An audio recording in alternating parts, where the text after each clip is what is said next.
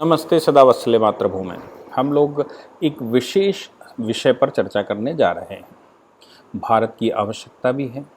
भारत 1947 के बाद कुछ विशेष तरह की समस्याओं से घिरा हुआ है और समस्याएं इसलिए क्योंकि भारत के पहले प्रधानमंत्री एक ऐसे व्यक्ति बैठ गए जिनको ना तो भारत की समझ मेरी नज़र में थी और ना ही विश्व परिदृश्य की समझ थी और ना ही डेमोग्राफी की समझ थी। ग्रोथ कैसे होती है इसकी भी समझ नहीं थी और भविष्य तो देखना मुझे नहीं लगता कि उनको आता भी होगा। इसीलिए वो नेहरू लियाकत समझौता कर बैठे और नेहरू लियाकत समझौता पाकिस्तान बनने के बावजूद जब देश के लगभग सभी नेता ये कह रहे थे कि पूरी डेमोग्राफी चेंज होनी चाहिए, तो भी नेहरू जी के अपने पर्सनल एजेंडे को ध्यान में रखते हुए ही यहाँ पर मुस्लिमों को रोका गया। भारत के अंदर की कुछ समस्याएं हैं तो भारत के बाहर की भी समस्याएं। ग्लोब एज ए विलेज अगर देखोगे तो उनमें 4 बड़े रिलीजन आपको देखने को मिलते हैं। उन 4 बड़े रिलीजन्स में आप ईसाइयों को देखेंगे, मुसलमानों को देखेंगे, हिंदुओं को देखेंगे और हिंदुओं का ही एक दूसरा ब्रीड जिसको आप बौद्ध कहते हैं। तो हिंदू और बौद्ध अगर मिला दिए जाएं, जैसा कि भारत का कॉन्सेप्ट है कि बौद्धों को हिंदू ही मानते हैं, हिंदू और बौद्ध मिला दिए जाएं तो फिर 3 बड़े रिलीजन हैं और इन 3 बड़े रिलीजन्स के बीच में रिलीजियस वॉर चलना स्वाभाविक है। हिंदू एक ऐसा संप्रदाय है, हिंदू एक ऐसा धर्म है जिसने किसी का कभी नुकसान नहीं किया है। ईसाइयत बनाम मुसलमान चलता रहा, ये विश्व परिदृश्य में भी दिखता है। भले ही विश्व के बड़े नेता इसमें डेमोग्राफी की बात करें, उसमें रिलीजन की बात करें, इनमें डेमोक्रेसी की बात करें और ये कहें कि नहीं ऐसा कुछ नहीं है, फिर भी कहीं ना कहीं किसी न किसी परिदृश्य में यूनाइटेड होना, कंट्रियों के समीकरण बनना, कंट्रियों को एक साथ आना, पॉलिसीज़ का विरोध करना, वर्ल्ड लेवल पर यूएनओ में विरोध करना और उसके बाद कहीं डेमोक्रेसी के आधार पर, मतलब कुछ साधन, रिलीजन साधन है, एरिया साधन है, इसके अलावा डेमोक्रेसी साधन है और पॉपुलेशन भी साधन है। ये साधन है विश्व में एक दूसरे को एक साथ लाने का।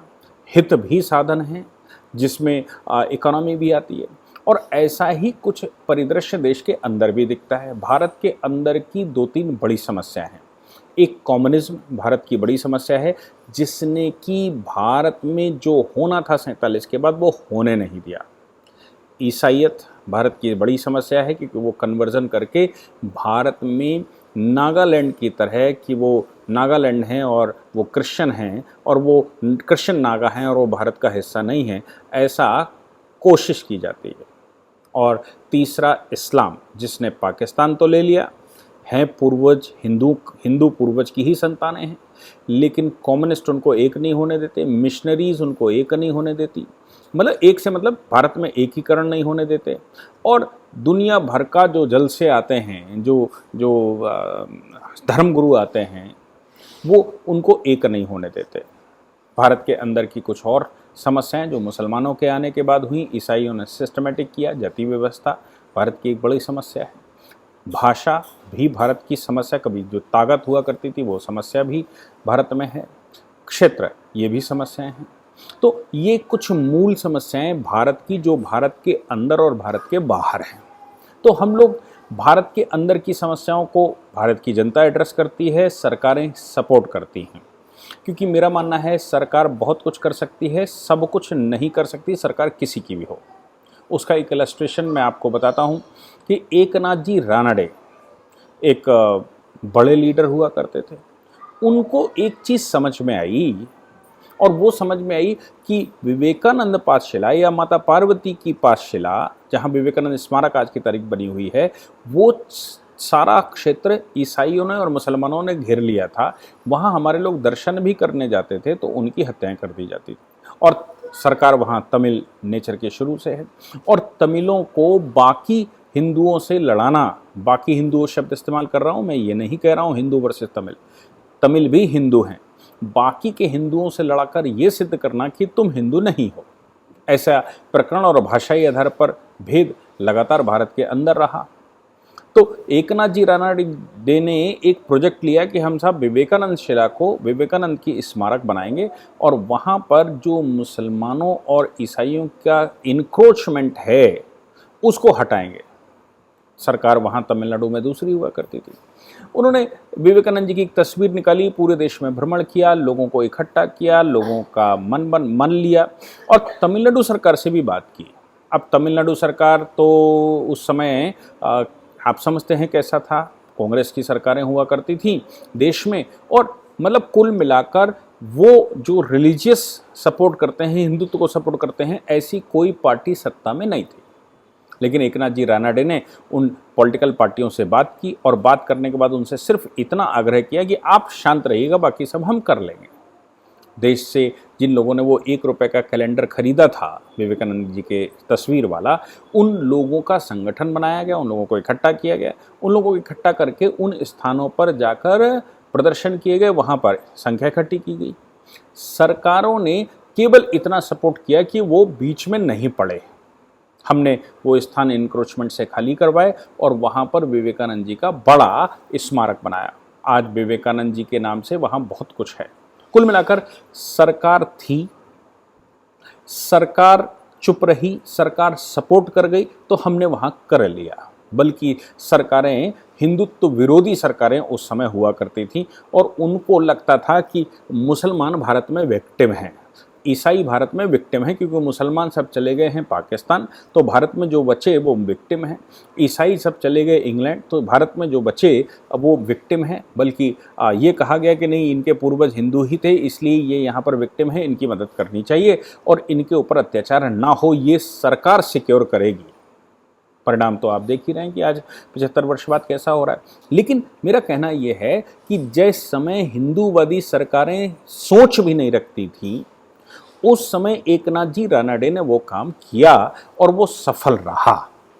तो इसलिए मैं कहना चाहता हूं कि सरकारें बहुत कुछ कर सकती हैं, सब कुछ नहीं कर सकती हैं। जनता को भी कुछ करना होगा। जैसे अभी वक्फ का इशू उठा है, तो जनता जमीन रोड पर आए, जनता अपनी बात रखे। जनता, जब सुप्रीम कोर्ट ने कह दिया कि भाई शांतिपूर्वक प्रदर्शन अधिकार है, तो शांतिपूर्वक अपनी बात कहे और कहे भाई ये वक्फ बोर्ड ख़त्म करो। इन वक्फ बोर्डों को ख़त्म करके जो प्रॉपर्टी मुसलमानों की थी उनके परिवारों को वापस की जाए, जो हिंदुओं के पास हैं वो हिंदुओं को दी जाए, जो लोग पाकिस्तान चले गए वो सरकार में विलय कर दी जाए। ये सब कुछ आपको कहना पड़ेगा, तब होगा।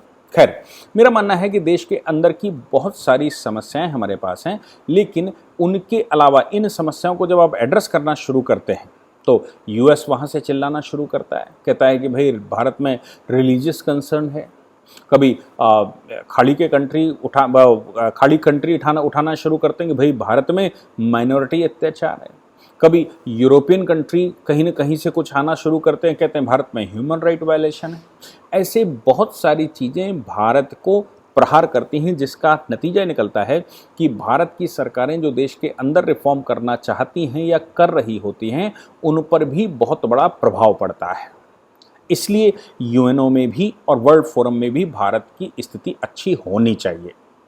अब भारत की स्थिति अच्छी हो, इसके लिए नेहरू जी ने एक अवसर गंवाया, क्योंकि जिस समय कम्युनिस्ट चाइना पर कम्युनिस्टों ने कब्जा किया और नेशनलिस्ट चाइना फॉर्मोसा में भाग गए, यानी कि आज का ताइवान हो गया, तो ताइवान लंबे समय तक, मतलब 60 का दशक तो पूरा लगभग, और 70 के दशक में भी ताइवान ही चाइना हुआ करता था यूएनओ में। लेकिन ताइवान छोटी सी ज़मीन पर है, तो उस समय ऑफर आया था कि भारत को रिप्रेजेंटेशन करना चाहिए सिक्योरिटी काउंसिल की परमानेंट सीट पर। लेकिन भारत के प्रधानमंत्री तो बड़े दयालु प्रधानमंत्री थे, उन्होंने कम्युनिस्टों के लिए कह दिया और बोले कि नहीं, चाइना हमारा बड़ा भाई है और कम्युनिस्ट पार्टी वहाँ पर शासन कर रही है, और कम्युनिस्टों को रिकॉग्निशन भी भारत ने ही सबसे पहले दिया था। विश्व में कम्युनिस्टों ने जिस समय नेशनलिस्ट चाइना पर, राष्ट्रवादी चाइना पर कब्जा किया था, तो सबसे पहले रिकॉग्नाइज करने वाले, मान्यता देने वाले देशों में भारत था। तो भारत ने भारत तो बड़ा प्रभावित था कम्युनिज्म से, जब तक भारत के ऊपर हमला नहीं हुआ था। तो नेहरू जी ने, जब अमेरिका और यूरोप के कंट्रियों के अपने पास ऑफर थे, तो उस समय नेहरू जी ने कम्युनिस्ट चाइना को ही प्रेफर किया। नतीजा निकला कि बाद में कम्युनिस्ट चाइना, नेहरू जी के जाने के बाद कम्युनिस्ट चाइना को ही चाइना माना गया और उसको ही परमानेंट सीट मिली, जो डिज़र्व नहीं करता था। वो हमारे लिए आज भी समस्या बना हुआ है। तो एक अवसर तो नेहरू जी ने गंवा दिया। दूसरा प्रयास, वाजपेयी जी जिस समय सत्ता में बैठे, उन्होंने कोफी अन्नान साहब उस समय जनरल सेक्रेटरी हुआ करते थे और कोफी अन्नान ने हिम्मत बांधी थी। भारत ने उस समय पूरे विश्व में भ्रमण किया था और पूरे विश्व को ये कहा था कि भाई परमानेंट सीट एक भारत की होनी चाहिए, क्योंकि हम विश्व में कहीं एग्जिस्ट बड़े लेवल पर करते हैं, पॉपुलेशन की दृष्टि से करते हैं, ज्योग्राफी की दृष्टि से करते हैं, डेमोक्रेसी की दृष्टि से करते हैं और भारत सेकुलरिज्म की दृष्टि से करते हैं, जो भी विषय उन्होंने दिए। और हमने कभी किसी पर हमला नहीं किया, ये कह के उन्होंने पूरे विश्व के बड़े नेताओं से, जो डिसाइडिंग फैक्टर्स हैं, उनके सामने रिप्रेजेंटेशन करवाया था। बड़े बड़े कंट्रियों से हामी भी भरवाते थे। भारत में जो लोग भी भारत की यात्रा करने आते थे, उनसे बात करके वाजपेयी जी हामी भरवाते थे कि आप बोलो कि परमानेंट सीट भारत को होनी चाहिए। कोफी अन्नान ने तो खूब कहा था। लेकिन उस समय, वाजपेयी जी के समय पर, मुझे लगता है अमेरिका बिल्कुल तैयार नहीं था। वाजपेयी जी के समय पर फ्रांस का भी कोई बहुत अच्छा रुख हमें देखने को नहीं मिला। हाँ, रशिया लगातार हमारे लिए कहता था और इंग्लैंड भी दबी जबान में कहता था। हम कहलवाते तो थे ज़बरदस्ती, उनका फॉरेन मिनिस्टर आता था, उनका फॉरेन सेक्रेटरी आता था, तो हम कभी न कभी उनको मंच पर कह के, तो वो कहते थे नहीं, रिफॉर्म की आवश्यकता है सिक्योरिटी काउंसिल में। और चाइना हमारा विरोध करता ही करता था। लेकिन वाजपेयी जी के 2004 में सरकार जाने के बाद 2004 से लेकर 14 तक जो भारत में सरकार बनी, उस सरकार ने किसी प्रकार का इस पर प्रयास ही नहीं किया। कभी सुनने में नहीं आया, और अगर आया भी होगा तो हो सकता है कि कहीं अलग ने बता दिया हो भारत के फॉरेन मिनिस्टर ने। लेकिन ऐसा कभी लगा नहीं कि भारत का सात्विक या सार्थक प्रयास कभी हुआ। 2014 में मोदी जी के बैठने के बाद पहले तो बात ये आती थी कि पूरे विश्व को तैयार करो। पहला काम एक विधा रहती है, अनजान से जान पहचान करो, जान पहचान से उसको अपना बनाओ और अपना बनाकर उसके साथ मित्रता करो और मित्रता करके मित्रता निभाओ। तो अब अनजान के साथ जान पहचान होना, तो विश्व के बहुत सारे कंट्री भारत को किसकी दृष्टि से देखते थे? या तो चीन की दृष्टि से देखते थे या पाकिस्तान की दृष्टि से देखते थे। भारत अपनी दृष्टि प्रस्तुत ही नहीं कर पाता था। मोदी जी ने व्यक्तिगत रूप से पूरे विश्व का भ्रमण किया, विश्व के बड़े नेताओं के साथ बैठे, उन कंट्रियों में भारतीय डायस्पोरा की शक्ति बताई और उन सभी कंट्रियों को ये बताया कि भारत के बगैर तुम्हारा काम नहीं चल सकता। तो कुल मिलाकर हमारा व्यवहार और दूसरा हमारी शक्ति और हम आपकी आवश्यकता, ये सारी चीज़ें मोदी जी ने पहले 2-3 साल भ्रमण करके पूरे विश्व के साथ वार्ता करके ये सिद्ध कर दिया। उसके बाद पूरे विश्व का ध्यान आकर्षण भारत की तरफ हुआ। फिर दूसरी स्टेज में भारत ने यूएन सिक्योरिटी काउंसिल में, चूंकि हम परमानेंट मेंबर बन गए, नॉन परमानेंट 2 साल के लिए अस्थायी सदस्य बन गए, तो उस समय भारत की परफॉर्मेंस विश्व लेवल की थी और इन 2 वर्षों में हमने विश्व के बड़े कंसर्नों को डील किया। उससे पहले भारत नॉन अलाइनमेंट मूवमेंट का पार्ट हुआ करता था, बोलता था हम कुछ बोलेंगे नहीं, हमें बोलने का अधिकार नहीं, हम बोलेंगे भी नहीं। लेकिन मोदी जी के प्रयास, भारत के प्रयास लगातार सफल रहे। एस जयशंकर जी फॉरेन सेक्रेटरी हुआ करते थे और उस समय सुषमा स्वराज जी, आप जानते हैं कि वो किस प्रकार की प्रतिभा की धनी थी। तो 3 की जोड़ी मिल जाए, सुषमा स्वराज जी विदेश मतलब अपने आप में बहुत बड़ी कंसर्न, मतलब अपने आप में बहुत बड़ी विभूति। दूसरा एस जयशंकर, जो कि विश्व के लिए, विश्व को समझने वाले, विश्व के साथ काम करने वाले। और तीसरा मोदी जी को, मतलब उनकी पॉलिसी पर मोदी जी का पब्लिक में उतरना और उन लोगों से वार्ता करना और भारत की महत्ता को सिद्ध करना, ये सब चला। तो हमने प्रयास करने शुरू। इस बार 2020 के बाद, खासतौर से जब एपिडेमिक आ गया और एपिडेमिक के बाद पूरे विश्व को भारत की महत्ता समझ में आ गई, चाहे वो मेडिसिन का मामला हो, चाहे वो सपोर्ट का मामला हो, चाहे आत्मनिर्भरता का मामला हो, चाहे भारत में कोरोना डोजेस का वैक्सीनेशन का मामला हो, या भारत ने अपने आप को कैसे संभाला। क्योंकि इस बड़े संकट के दौरान पूरे विश्व में लगभग 60% देश, और ऐसे 60 देशों का तो डेटा लोगों ने दिया है कि जो भुखमरी की कगार पर हैं, जिनको बिना मदद के जो चल नहीं सकते। श्रीलंका बगल में इलस्ट्रेशन है उसका, पाकिस्तान बगल में इलस्ट्रेशन है, नेपाल और बांग्लादेश भी उसका इलस्ट्रेशन है, हमारे अगल बगल की कंट्री। अफगानिस्तान तो आप देख ही रहे हैं चरमपंथ से कैसे जूझ रहा है। कुल मिलाकर हमारे चारों तरफ की जो कंट्री हैं उनका हाल आप देख रहे हैं। तो फिर अगर विश्व परिदृश्य को देखेंगे तो आपको सब दिखने लगेगा, खासतौर से लैटिन अमेरिका में दिखने लगेगा, खासतौर से अफ्रीकन कंट्रियों में आपको दिखने लगेगा। ऐसी परिस्थिति में भारत का परमानेंट मेंबर होने का शुरू करना, तो हमने क्या किया कि यूएन के पॉलिटिकल विभाग के ज्वाइंट सेक्रेटरी प्रकाश गुप्ता की अध्यक्षता में एक डेलीगेशन बनाया। उस डेलीगेशन, देखिए एस जयशंकर काम कर ही रहे हैं, प्रधानमंत्री जी काम कर ही रहे हैं, तो अब स्पेशल डेलीगेशन पूरे विश्व के फॉरेन सेक्रेटरियों के साथ मिला और वो वहाँ के राष्ट्राध्यक्षों के साथ मिला, और अब हमने वो सिस्टमेटिक तरीके से एक कमीशन बनाकर पूरे विश्व को कन्विंस करने के लिए उसको भेजा। तो अब यूएन सिक्योरिटी काउंसिल में जो 4 परमानेंट मेंबर हैं, भाई उनके 5 परमानेंट मेंबर के बगैर कैसे आप बनोगे? तो 4 परमानेंट मेंबर अब खुलकर भारत का सपोर्ट कर रहे हैं, यूएनजीए में पहली बार बोल रहे हैं। जैसे मैंने कल बताया था आपको कि कैसे मैक्रोन फ्रांस के राष्ट्रपति खुला बोले मोदी जी की पॉलिसीज को लेकर। दूसरा, इंग्लैंड, अभी राजनीतिक रूप से थोड़ा अस्थिरता वहां चल रही, लेकिन इंग्लैंड खुलकर बोल रहा है। और इंग्लैंड की एक और खास बात है, जहां अमेरिका जाएगा वहीं पर इंग्लैंड जाएगा। रशिया हमारा पक्ष ले ही रहा है क्योंकि उसको लगता है कि भारत एक ऐसा साथी हो सकता है जो उसका साथ देगा। बात बचती थी यूएस, जो खुलकर नहीं बोल रहा था। जो बाइडन यूएनजीए में, यूनाइटेड नेशन जनरल असेंबली की मीटिंग में ये साफ कहे गए कि हम भाई इसमें रिफॉर्म चाहते हैं और इसका इंक्लूसिवनेस चाहते हैं। फिर व्हाइट हाउस का बयान आ गया। व्हाइट हाउस का बयान शायद आने की आवश्यकता इसलिए पड़ गई क्योंकि जो बाइडन को जो बोलना था वो भूल जाते हैं कभी कभी, या वो डाइवर्ट हो जाते हैं। वो सबने हमने देखा ही होगा क्योंकि आयु की वजह से उनके ऊपर कुछ प्रभाव रहता है, फिर उनका व्हाइट हाउस की लिपापोती कहीं पीछे से करता है। तो जो बाइडन बोले तो रिफॉर्म पर, इंक्लूसिवनेस पर बोले, वर्ल्ड रिप्रेजेंटेशन पर बोले, और ये बोले कि आवश्यकता है, इसको करना पड़ेगा ताकि इसका कामकाज सही हो। और इसका जो जो जो स्टैट्यूट है उसको, या मैं कहूँ कि जो यूनाइटेड नेशन ऑर्गेनाइजेशन का अपना इंस्टीट्यूट है या चार्टर है, उसको इम्प्लीमेंट पूरे विश्व में करवाया जाए। अब यूएस के लिए तो सबसे बड़ी समस्या इस समय रशिया और चाइना बना हुआ है, और भारत एक ऐसा देश है जो रशिया के साथ बहुत अच्छे संबंध है उसके, और चाइना को अगर यूएस को काउंटर करना है तो भारत के बगैर यूएस चाइना को काउंटर तो एटलीस्ट नहीं कर सकता। इसलिए भारत को शक्ति देना यूएस की मजबूरी है। ऐसा नहीं है कि वो हमसे बहुत प्रभावित हो रहे हैं, प्रभावित तो हो ही रहे हैं, लेकिन इस समय चाइना को काउंटर करना, क्योंकि चाइना वर्ल्ड ऑर्डर में अगली सीट पर आने वाला है, और वो जो थ्रेट रशिया से कभी अमेरिका को होता था वो अब चाइना से होने वाला है। और अमेरिका की खास बात है वो इकोनॉमिकली सोचते हैं और वो अपनी स्थितियों को क्लियर करते हैं। तो फिर आगे से पहले से डिफेंसिव हो जाते हैं या अटैकिव हो जाते हैं, जो उनके सामने नया चैलेंज आने वाला होता है 25 साल पहले से।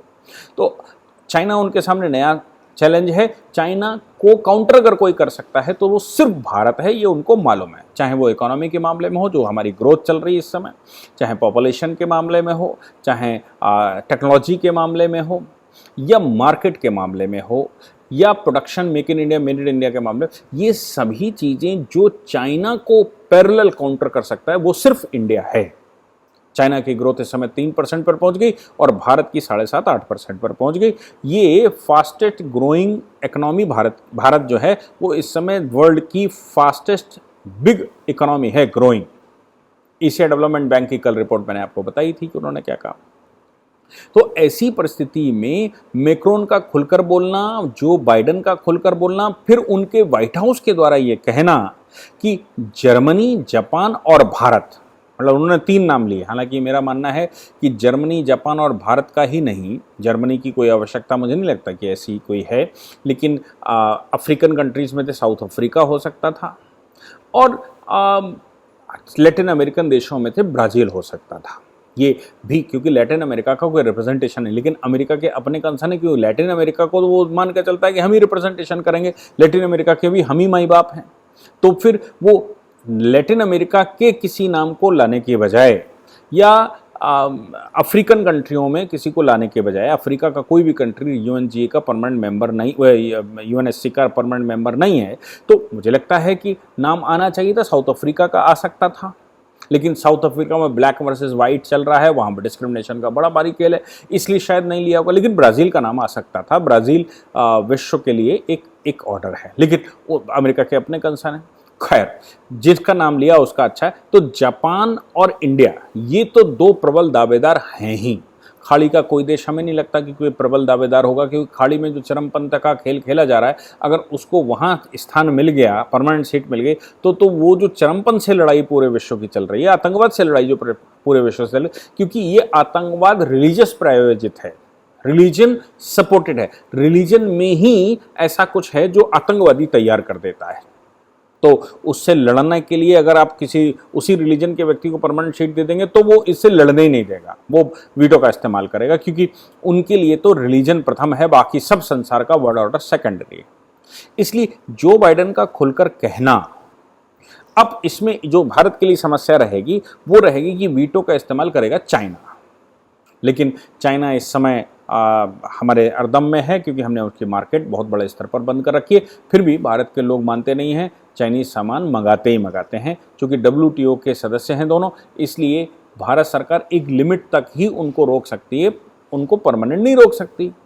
उसको रोकने के लिए भारत के लोगों को जागरूक होना पड़ेगा कि भाई चाइनीज़ सामान का बहिष्कार करें, दुकानदार चाइनीज़ सामान का बहिष्कार करें और पब्लिक चाइनीज़ सामान का बहिष्कार करें, तो ही रोका जा सकता है। लेकिन खैर, सरकार के जो करने के काम थे वो सरकार अपने काम कर रही है। तो चाइना यहाँ वीटो का इस्तेमाल करेगा। चाइना के वीटो का जवाब ये है कि यूनाइटिंग फॉर पीस रेजोल्यूशन एक यूएनओ ने पास किया था। जब रशिया बार बार वीटो का इस्तेमाल कर रहा था या एब्सेंट हो रहा था किन्हीं मामलों में, तो फिर ये हुआ कि भाई अगर एक ही कंट्री के आधार पर 200 कंट्रियों का 150, 125, उस समय 150 कंट्री शायद हुआ करते थे, उतने कंट्रियों का एक कंट्री के ऊपर कैसे चल सकता है, एक कंट्री कैसे डिसाइड कर सकता है। और बार बार रशिया वीटो का इस्तेमाल कर रहा था। तो जनरल असेंबली ने uniting for piece resolution pass किया था और उसको चैलेंज भी रशिया ने किया था परमानेंट कोर्ट ऑफ जस्टिस में। मतलब जो इंटरनेशनल कोर्ट ऑफ जस्टिस है, इंटरनेशनल कोर्ट ऑफ जस्टिस में उसको चैलेंज भी किया था। तो इंटरनेशनल कोर्ट ऑफ जस्टिस में चैलेंज होने के बाद उन्होंने भी यही अफर्मेटिव साइन दिया था कि भाई अगर कोई एक कंट्री विरोध में चला जाता है, भले ही उसके पास वीटो पावर हो, तो फिर पूरे विश्व का जो ऑर्डर है वो कैसे बिगाड़ा जा सकता है। इसलिए फिर जनरल असेंबली की रिस्पॉन्सिबिलिटी बनती है कि वो रेजोल्यूशन फुल फ्लैश पास करे।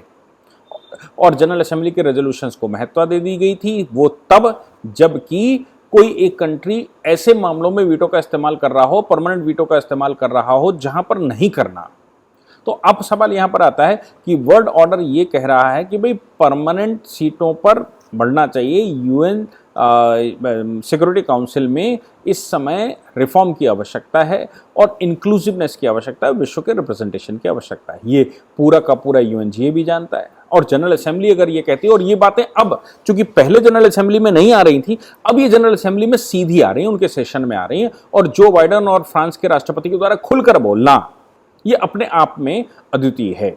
तो भारत की ताजपोशी के लिए परिस्थितियां बना ली हैं भारत ने, विश्व को कन्विंस कर लिया है। इंटरनली, जब मैं कहता हूं कि इंटरनली हम कुछ करते हैं तो भी हमें वर्ल्ड ऑर्डर की आवश्यकता पड़ती है, तो इसके लिए भारत अब बिल्कुल पूर्ण रूप से तैयार है और हमें लगता है कि अब भारत एक अच्छा रोल प्ले कर सकता है और परमानेंट सीट के लिए अब हम एक कदम और आगे बढ़े हैं। इस वाली जनरल असेंबली के बाद मुझे लगता है इसमें कुछ अच्छा होने की संभावनाएं हैं और तभी हम या आतंकवाद से, चाइना से, इंटरनल जो हमारी डेमोग्राफिक चेंजेस हैं, इनसे लड़ने में थोड़ा हमको बल मिलेगा। जय हिंद, जय भारत, वंदे मातरम।